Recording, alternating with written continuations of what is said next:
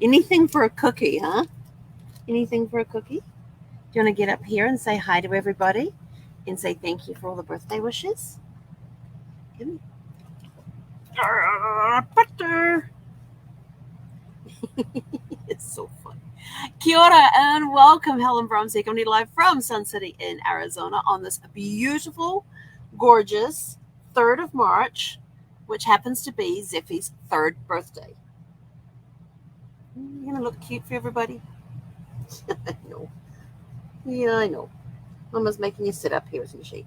She has had an awesome day. She still has a third of her cookie left. Although I have to say, the middle piece, because this is okay, you can go get down there if you want, or you can stay there. This middle piece that goes in here, if I've just put it up in my story on Facebook. Um, she's getting the whole thing today, you knew it one way or another. So here you go. See, look, it's got a little heart. See, it's got a heart shape. Come on, Zephy, come get, take it. Zephy, take it.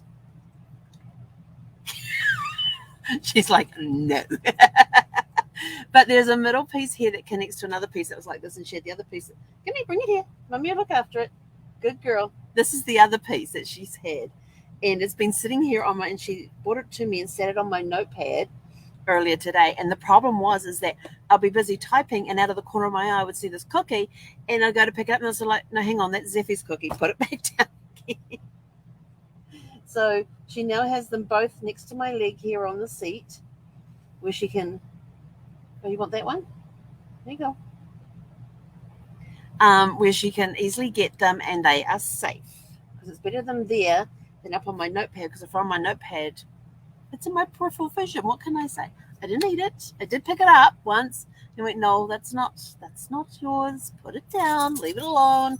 But she did get the toy that she chose, all because somebody had left the bag of squeaky tennis balls down where dogs could get them. They weren't even hung up like they normally are. There was just a bag of them laying around.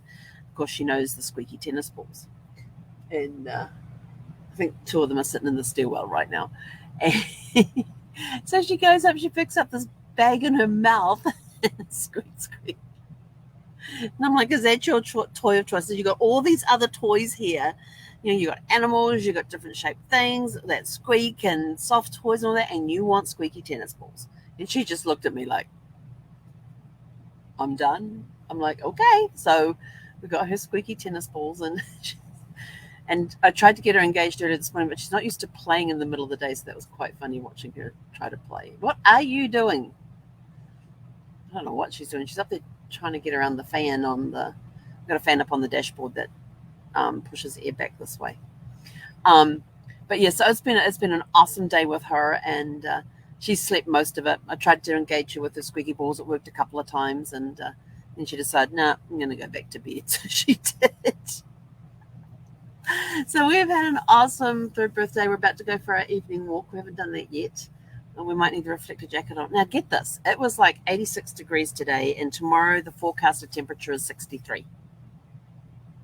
I'm like, but then it's going to be in the 60s for like until like next week when it starts going up into the 70s. So we've got 60s over Friday, Saturday, Sunday. I think on Monday as well, and then we hit low 70s for the rest of the week. I can't see beyond that, but that's what the forecast said. And I'm like, yes, cool weather again. So it's crazy. We have AC on in the day and the heat on at night. We also put a grocery shop in this morning. This one absolutely shocked me. I was on a call until 10 o'clock. My order was ready to go. I just had to press the button and go in and pick, if they don't have this, what other product do you want, or do you want a refund? So I had to go and do that with it. And so as soon as my call finished at 10 o'clock, I went in, hit the button to place the order, if this isn't available, I want this or a refund. And 50 minutes later, the woman was knocking on my door, full order, no replacements, no refunds. In fact, I think I had about a 10-cent increase on pricing because of the weight of meat, because they do it by weight. And so they give you, this is what it is per pound. And so you've ordered 1 pound. So whatever that piece comes to. And I think it went up like 10 cents. So I was, not only was I impressed at the speed at which she did this, because the Sprouts from here is probably a 10-minute drive. So not only the speed with which she did the shopping and got it here, but the full order was there. And I was thinking back, all the times I've been using Instacart, I have never yet had a full order delivered. There is always something out of stock, or they have to refund, something out of stock, so they have to refund it or they have to substitute. No substitutions, no refunds today. I was like gobsmacked. But it's been a really good day. It got busy this afternoon on the chat. For some reason, people were wanting to upload contacts today, which is no problem, but I had more than I normally have. In fact, I probably had more than I have on a given week in one afternoon. But it was no problem at all. It was check the sheets, everything's fine. Let's try and upload it, see if there's an issue. Uploaded, done, next. So there's a lot of that. I finished working on one that I was working on yesterday, and that's now gone to the team to see if they can help figure it out. So I've tried to make it a little easier for them with the figuring out what the problem is. But it's been a really good day. A little busier, but a lot of fun. And so it's been a really good day. So what have you been grateful for today? What are you most grateful for today? Let us know in the comments below.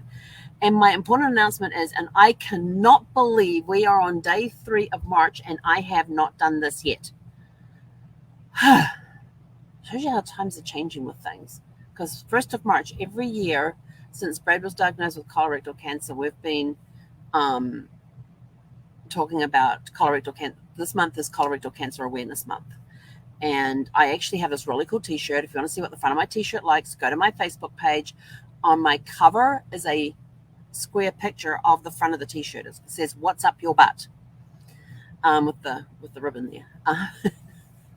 And I was looking for my t-shirt and I couldn't find it. And I'm like, did I have it last year with me? And I was thinking, no, I thought, well, maybe it's still in storage, because I have a couple of suitcases of clothes in storage, which I need to go through. But so I'm thinking it may be in my suitcase that's in storage.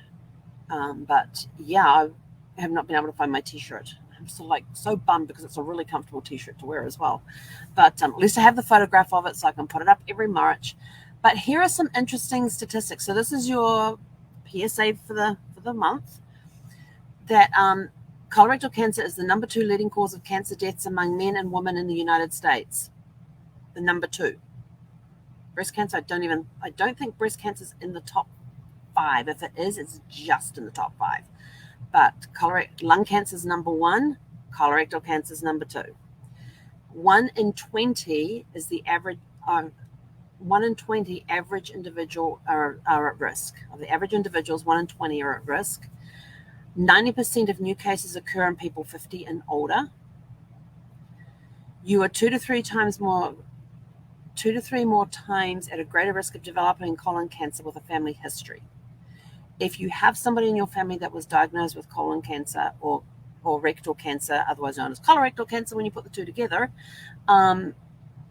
then like, for example, you take Brad, when he was diagnosed, his kids have to start getting screened 10 years younger than the age he was when he was originally diagnosed, because they have to keep that up and going. And there's over 1 million current colorectal cancer survivors in the US. It is treatable. It is curable. And it is preventable, treatable, and beatable. Hang on, I've got to remember the abuls. It's preventable, treatable, and beatable. And even though my husband did pass from colorectal cancer, I still maintain that, you can beat it. He had actually beaten it, and I have a theory on how it came back, but nobody can confirm that theory. And I even said to his the last oncologist he had, I said, if at some point you happen to do a study on this biological drug and somebody who has had colon cancer and the risks of them taking a biological drug and it causing the cancer to come back, I said, I'd be very interested to know that, because I said cause and effect. I said Brad was on this particular drug, and his numbers started going up, and then we started noticing increases in a couple of the lymph nodes, and bang, we're back fighting this stuff again. And he's like, oh, I don't think so. I said, well, until somebody proves it to me, that is my theory as to how Brad's cancer came back. And he's like, I don't think it's right, but I'll keep it in the back of my mind. I just make connections between things. That's all I'm saying. But yes, I strongly believe the fact that Brad was, well, considering the fact that one of the side effects of one of the biologicals he was on was lymphoma. I don't think he didn't actually end up with lymphoma, but I think it reactivated whatever little minuscule, tiny little dot of cancer was still in his system. That's my theory. I'm sticking to it until somebody can scientifically prove otherwise. But anyway, so this is Colorectal Cancer Awareness Month. If you are over 50 and have not yet been screened, go get screened. You can actually do in-home tests now. They have in-home tests that you can do. But the earlier that you can detect it, the higher your chances of beating it are. Brad his was into his lymph nodes by the time it was discovered. But different people. There were people that we met in the cancer support group. There were people that were stage 4 cancer when they were diagnosed, and they beat it. So you never know. But anyway, so that's my PSA, very important announcement for today, is if you're over the age of 50 and have not yet had your colonoscopy done, go get it done. It can prevent things. But anyway, on a happier note, I'm going to go take a birthday girl for her walk this evening. I might even take some treats with me and do some training with her on the leash. She likes treats. Oh, you like that? She heard the T word. You like that word, huh? I'm getting the where are they look. She was so funny last night. It was 8 o'clock, and 8 o'clock is when she gets her teas. And so she comes over there and she sits there next to the recliner, and she puts her foot very gently on the seat next to my leg and sits there and gives the cutest little whimpers. And I go, oh, what's the matter? And she just sits there with the whimper. I said, oh, you're trying to tell Mama something, are you? And I said, don't you have buttons to help you with that? And she looked over towards the food bowl where she has the button to get dinner put in a bowl.